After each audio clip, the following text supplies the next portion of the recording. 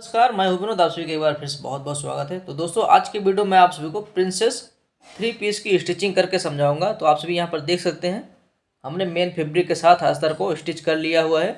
और आज की वीडियो में आप सभी को सामने के गले में अंडरग्राउंड रेडीमेड वाला पाइपिंग को किस तरह से बनाना चाहिए, आप सभी को लास्ट में बताऊँगा। तो आप सभी वीडियो में पूरा कंटिन्यू बने रहेगा। तो दोस्तों, जब भी आपको इसे स्टिच करना रहा तो आपको इस तरह से माप लेना है। हालांकि हम कटिंग करते वक्त मापते ही हैं, बट यहाँ पर स्टिचिंग करते वक्त क्या करते हैं, जब हम मेन फैब्रिक और अस्तर को स्टिच करते हैं ना, तो कई बार सिलाई की वजह से एक पार्ट छोटा हो जाता है। इसलिए आपको इस तरह से माप करके फिर उसे हल्का सा खींच देंगे ना, तो वो प्रॉपर तरीके से बराबर हो जाएगा। फिर यहाँ पर आपको सिलाई करना है। ठीक है, सिलाई करते वक्त आपको ध्यान देना है, हल्के हाथ से आपको इस तरह से कपड़े को पकड़ना है और इसके ऊपर सिलाई लगाते हुए जाना है। और ध्यान देना, दोनों पार्ट को जब हम सिलाई लगा रहे हैं तो दोनों पार्ट एक बराबर से सिलें, जिससे क्या रहेगा, हमारा पफ क्रिएट पूरा अच्छे से हो जाएगा। अगर आप एक पार्ट बड़ा ले लेंगे, एक पार्ट छोटा ले लेंगे ना, तो फिर पफ क्रिएशन होने में प्रॉब्लम देने लगता है। यहाँ पर देख सकते हैं दोनों पार्ट हमारा एक बराबर है। तो कुछ इस तरीके से आप सभी को यहाँ पर एक साइड का ज्वाइंट कर लेना है। तो अब चलिए हम दूसरे पार्ट को स्टिच करते हैं। तो दूसरा पार्ट हमें इस तरह से ले लेना है। तो यहाँ पर स्टिच करते वक्त हमें इस तरह से रख लेना है। इसे भी हम चेक कर लेंगे, ये देख सकते हैं। यहाँ पर इस तरह से हमें चेक करना है। फिर उसके बाद यहाँ पर हम सिलाई लगा लेंगे। तो ध्यान देना है, जितना हमने पहले वाले पार्ट में कपड़ा स्टिच करते हुए लिया था ना, उतना ही दूसरे वाले पार्ट में भी लेना है। तो दोनों पार्ट को हमने यहाँ पर स्टिच कर लिया है। तो यहाँ पर देख सकते हैं कितना ज़बरदस्त यहाँ पर पफ क्रिएट हुआ है। अब नीचे हमें बेल्ट को ज्वाइंट करना है। तो बेल्ट को ज्वाइंट करते वक्त कुछ चीज़ आपको ध्यान देना है।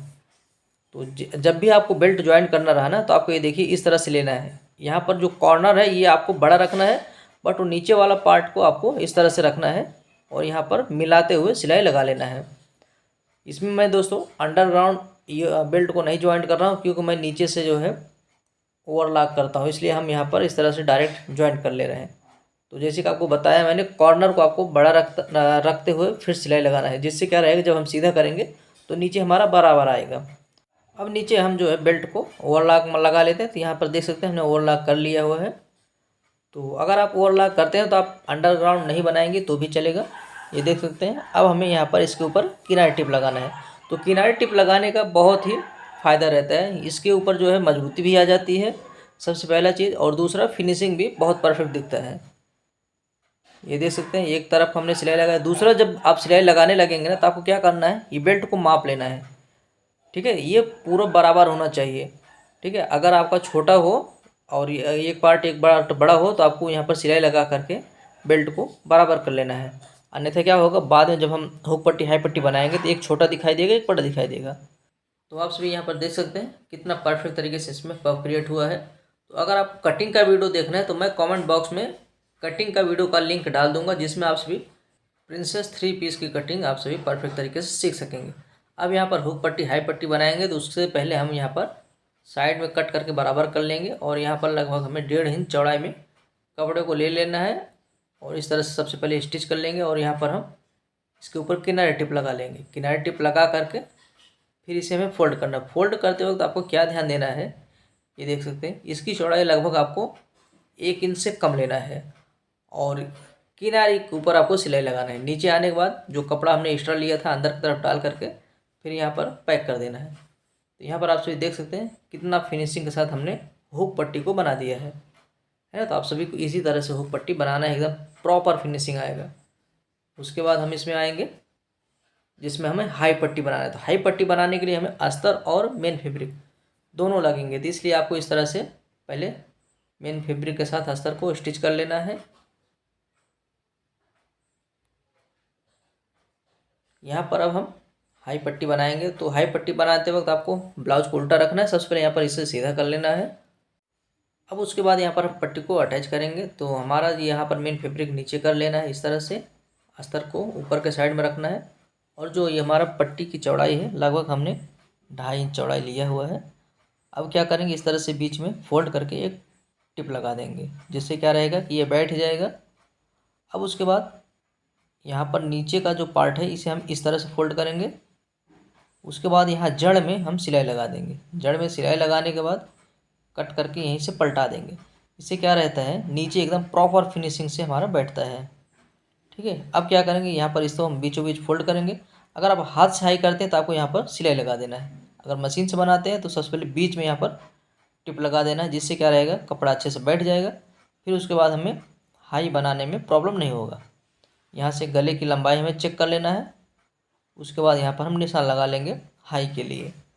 और हाई के लिए लगभग आपको 6 हाई बनाना है, जिससे क्या रहता है कि ब्लाउज में जब पहना जाता है तो बीच में गैप नहीं पड़ता है।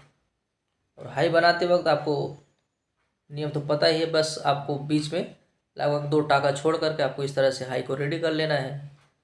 तो हाई रेडी करने के बाद दोस्तों आपको गले का शेप किस तरह से सेट करना है वो चीज़ें आप समझिए। यहाँ पर देख सकते हैं हमने हाई को बना दिया एकदम प्रॉपर फिनिशिंग के साथ, है ना। अब यहाँ पर हम गले का शेप सही कर लेंगे।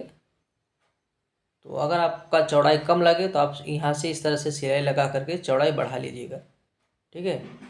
सिलाई करते वक्त आपको थोड़ा बहुत इस तरह से सुधार करके फिर आपको आगे बढ़ना है।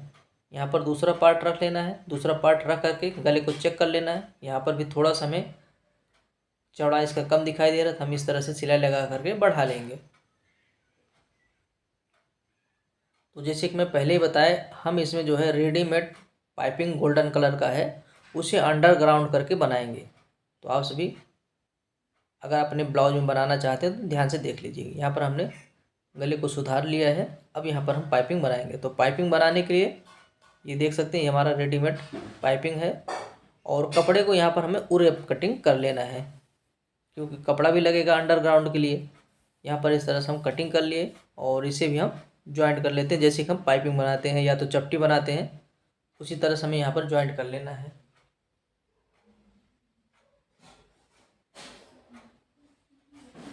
तो ज्वाइंट करने के बाद ये देख सकते हैं, अब यहाँ पर हम पाइपिंग बनाएंगे। तो पाइपिंग बनाते वक्त क्या करेंगे, हमें दाब को चेंज कर लेना है। यहाँ पर सिंगल दाब लगेगा।